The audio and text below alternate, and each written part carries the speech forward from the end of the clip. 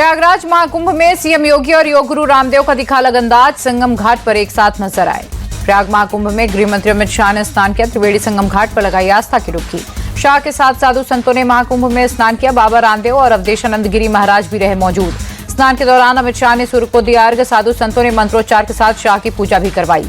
अमित शाह के परिवार ने संगम में लगाई डुबकी। शाह ने अपनी पोती को साधु संतों से आशीर्वाद दिलाया। स्नान के बाद संगम घाट पर अमित शाह ने पूजन अर्चन किया। विधि विधान के साथ पुरोहितों ने कराई पूजा। प्रयाग महाकुंभ में पहुंचे केंद्रीय गृह मंत्री अमित शाह साधु संतों से मुलाकात भी की। प्रयागराज में अमित शाह ने स्वामी अवधेशानंद से मुलाकात की। गृह मंत्री के साथ यूपी के सीएम भी रहे मौजूद। योग गुरु बाबा रामदेव ने महाकुंभ में निःशुल्क योग चिकित्सा और ध्यान शिविर का आयोजन किया। हजारों की संख्या में योग करते नजर आए लोग। प्रयागराज में महाकुंभ के पावन पर्व का 15वां दिन आज। अब तक 13 करोड़ 21 लाख लोग कर चुके स्नान। मऊ की रैली में कांग्रेस अध्यक्ष खड़गे का महाकुंभ को लेकर बयान। कहा, गंगा में नहाने से नहीं दूर होगी गरीबी। मैं किसी भी आस्था को चोट नहीं पहुंचाना चाहता। खड़गे ने कहा, देश के बच्चे स्कूल नहीं जा रहे, मजदूरों को नौकरी नहीं मिल रही और लोग कंपटीशन में डुबकी लगा रहे। कांग्रेस अध्यक्ष खड़गे के बयान पर सियासत गरमाई। बीजेपी नेता संबित पात्रा ने कहा, खड़गे ने हिंदुओं की आस्था के साथ खिलवाड़ किया है। बीजेपी ने खड़गे के बयान पर पलटवार कर पूछा, क्या किसी और धर्म के बारे में ऐसा बोल सकते हैं? संबित पात्रा ने कांग्रेस से माफी मांगने के लिए कहा। एमपी के महू से राहुल गांधी का बीजेपी आरएसएस पर अटैक। दोनों को संविधान विरोधी बताया। देश में विचारधारा की लड़ाई चल रही। दिल्ली के लिए आम आदमी का घोषणा पत्र जारी। पूर्व सीएम अरविंद केजरीवाल ने मैनिफेस्टो लॉन्च किया। केजरीवाल ने 15 गारंटी का ऐलान किया। पहली गारंटी दिल्ली वालों को रोजगार देने का वादा। दूसरी गारंटी महिला को हर माह 21 रुपए देने का ऐलान। आपने संजीवनी योजना के तहत बुजुर्गों का मुफ्त इलाज कराने का वादा किया। पानी के गलत बिल माफ करने का वादा। केजरीवाल ने 24 घंटे बिजली और पानी देने का वादा किया। गारंटी में यमुना नदी की सफाई का भी वादा। दिल्ली की सड़कों को शानदार बनाने और अगली गारंटी में अंबेडकर स्कॉलरशिप योजना लागू करने। गारंटी में छात्रों के लिए बस में मुफ्त यात्रा का भी वादा है। गारंटी में केजरीवाल ने पुजारियों और ग्रंथियों को हर महीने 18,000 रुपए का भी वादा किया है। 11वीं गारंटी में किराएदारों के लिए फ्री बिजली पानी का भी ऐलान है और सीवर की सफाई का भी वादा किया। गारंटी में केजरीवाल ने गरीबों के नए राशन कार्ड बनाने का ऐलान किया और ऑटो चालकों के लिए 10 लाख का जीवन बीमा। आखिरी गारंटी में आरडब्ल्यूए में सिक्योरिटी गार्ड की तैनाती का भी वादा किया है। आपने बीजेपी के खिलाफ पोस्टर जारी किया। एक तरफ केजरीवाल और दूसरी तरफ शाह, योगी और दिल्ली बीजेपी नेताओं की तस्वीर। लिखा, दिल्ली का लाल केजरीवाल पड़ेगा इन सब पर भारी। दिल्ली के रोहड़ी में आप सांसद राघव चड्ढा की रैली। बड़ी संख्या में शामिल हुए लोग। रोहड़ी में आप प्रत्याशी प्रदीप मित्तल के समर्थन में राघव चड्ढा ने मांगा वोट। बड़ी संख्या में पहुंचे लोगों ने आपकी जीत का भरोसा दिलाया। फिर आएंगे केजरीवाल के लगाए नारे। दिल्ली सीएम आतिशी और आप नेता संजय सिंह के खिलाफ मानहानि केस में 6 फरवरी को सुनवाई। कांग्रेस नेता संदीप दीक्षित ने दाखिल किया मानहानि का मुकदमा। केंद्रीय मंत्री शिवराज सिंह चौहान ने दिल्ली के करावल नगर में की रैली। अरविंद केजरीवाल पर निशाना साधा। कहा, उन्होंने दिल्ली को धूल धुआं और धोखा दिया। बीजेपी नेता अनुराग ठाकुर ने कहा, बीजेपी की लहर पूरी दिल्ली में है। इस बार जनता आपको हराएगी।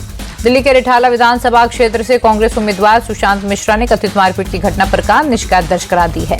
कांग्रेस उम्मीदवार सुशांत मिश्रा बोले, हम इजाजत के साथ पदयात्रा निकाल रहे थे। अचानक वहां चुनाव आयोग के अधिकारी आए। अपनी पहचान छिपाते हुए यात्रा पर रोक लगाने की कोशिश की।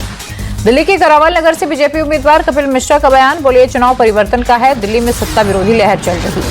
कपिल मिश्रा ने केजरीवाल पर निशाना साधते हुए कहा, उनकी विश्वसनीयता कम हो गई है। बोले, तिहाड़ जेल के बाहर एक बोर्ड लगाया जिस पर लिखा है, फिर आएंगे केजरीवाल।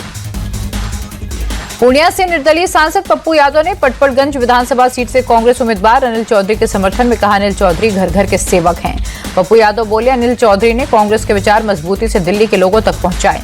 पंजाब के अमृतसर में अंबेडकर की प्रतिमा को तोड़ने की कोशिश। प्रतिमा पर चढ़कर युवक ने 8 बार हथौड़े से वार किया। खंडित हुई प्रतिमा। युवक ने प्रतिमा के पास संविधान के खिताब की मूर्ति को नुकसान पहुंचाने की कोशिश की। गुस्साए लोगों ने आरोपी युवक को पीटा। अमृतसर में अंबेडकर की प्रतिमा के अपमान पर सियासत गरमाई। बीजेपी ने आप सरकार पर अटैक किया। संबित पात्रा बोले, आपने बाबा साहब का अपमान किया। उनकी प्रतिमा के साथ अभद्रता की गई।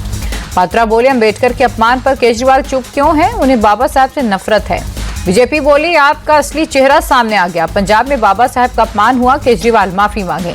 खड़गे और राहुल गांधी के अंबेडकर की जन्मस्थली महू जाने पर शिवराज सिंह चौहान बोले, राहुल और खड़गे महू में बाबा साहब के भव्य स्मारक को जरूर देखें जिसे बीजेपी सरकार ने बनवाया है। शिवराज बोले, खड़गे और राहुल स्मारक के सामने आंखें बंद कर प्रायश्चित भी कर लें क्योंकि कांग्रेस ने अंबेडकर का हमेशा अपमान किया। अमृतसर में अंबेडकर की प्रतिमा से छेड़छाड़ पर बोले बीजेपी नेता अनुराग ठाकुर, आपका चेहरा बेनकाब हुआ। आपदा वाले दलित विरोधी हैं।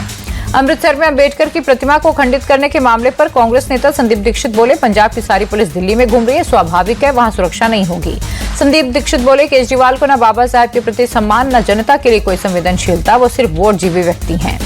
अमृतसर में अंबेडकर की प्रतिमा को खंडित करने पर मायावती का ट्वीट, बोली ये शर्मसार करने वाली घटना, सरकारी लापरवाही से ऐसी घटना हुई, आरोपियों के खिलाफ एक्शन होगा।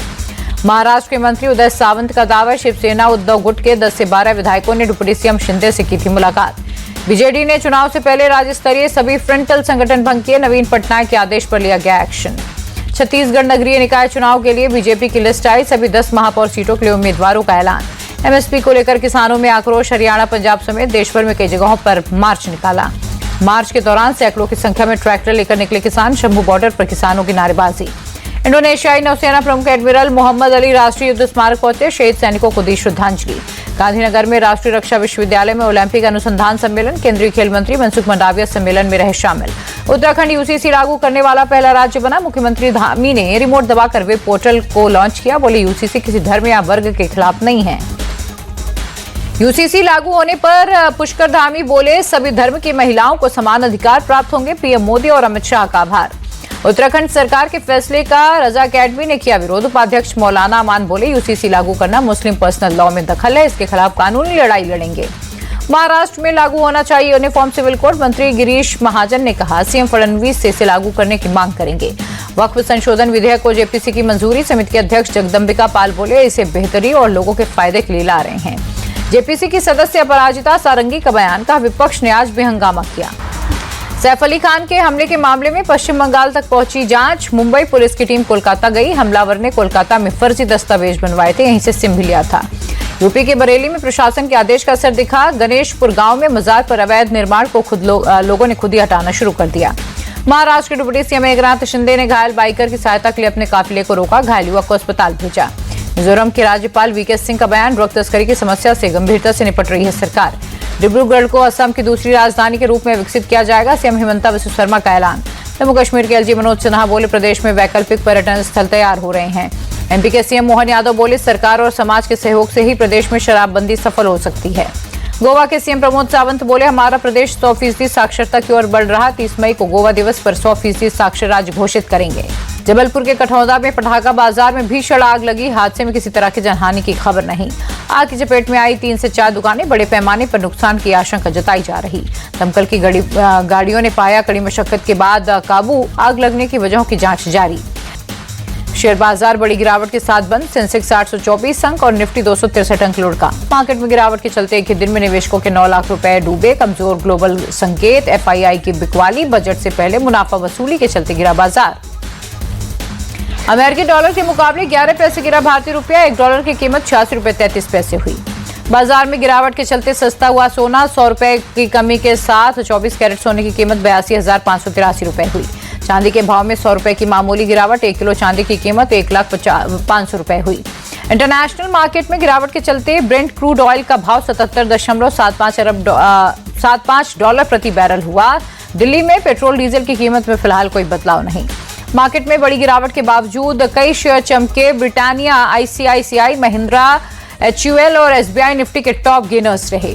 बाजार गिरने से कई निवेशकों को भारी नुकसान, एचसीएल, टेक महिंद्रा, विप्रो, हिंडाल्को और श्रीराम फाइनेंस आज के टॉप लूजर्स रहे। आईसीआईसीआई बैंक ने तीसरी तिमाही के नतीजे जारी किए, अक्टूबर-दिसंबर तिमाही में मुनाफा 15% बढ़ा। इस बैंक ने तीसरी तिमाही के नतीजे जारी किए, अक्टूबर-दिसंबर तिमाही में मुनाफा 165% तक बढ़ा।